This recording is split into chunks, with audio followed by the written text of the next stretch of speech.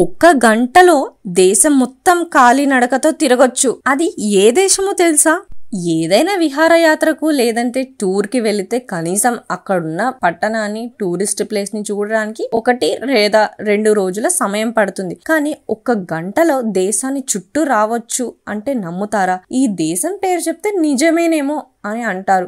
World మొత్తం 195 దేశాలున్నాయి. భూభాగం పరంగా చూసుకుంటే రష్యా అతి పెద్ద దేశం. ప్రపంచంలోనే అత్యంత పొడవైన రైలు ప్రయాణం 2 రష్యా సరిహద్దుల్లో కలుపుతుంది. రైలు ప్రయాణం సుమారు 7 రోజులు పడుతుంది. వాటికన్ సిటీ ప్రపంచంలోనే అతి చిన్న దేశం అని అన్ని వైపులా ఇటలీ సరిహద్దుల్లో ఉన్న ఈ దేశాన్ని ఒక్క గంటలోనే అన్వేషించవచ్చు. హౌలీ సీ అని కూడా పిలుస్తారు ఈ దేశాన్ని. ఈ దేశం రోమన్ కాథలిక్ చర్చ్ యొక్క ప్రధాన చర్చి నిలయం, క్రైస్తవుల పవిత్ర స్థలం.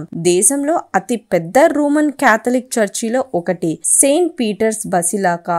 దీని చుట్టూ ప్రభుత్వం భవనం, మ్యూజియం, 2 చిన్న విద్యా సంస్థలు, కొన్ని ఇళ్ళు మరియు దుకాణాలు ఉన్నాయి. ఈ దేశం యొక్క మొత్తం వైశాల్యం 0.17 చదరపు మైళ్ళు లేదా 0.44 చదరపు కిలోమీటర్లు మాత్రమే. చుట్టూ నడవడానికి 20 నిమిషాలు మాత్రమే పడుతుంది. క్రైస్తవ మత సామ్రాజ్యానికి ఇదొక కేంద్రం. సెయింట్ పీటర్ అస్తోపిల్ సమాధి, సుప్రీం పాయింట్ లో ఇల్లు వంటివి ఈ దేశాన్ని గుర్తింపు చిహ్నాలు నిలుస్తాయి. చర్చి చుట్టూ గట్టిగా మాట్లాడితే చర్చి చుట్టూ తిరిగితే చాలు ఈ దేశం పర్యటన ముగిసినట్లే. అందుకే ఈ దేశాన్ని తిరిగి చూడడానికి గంటలో పూర్తయ్యే వాటిని వాటికన్ సిటీ దేశం గురించి కొన్ని ఆసక్తికరమైన విషయాలు కూడా ఉన్నాయి.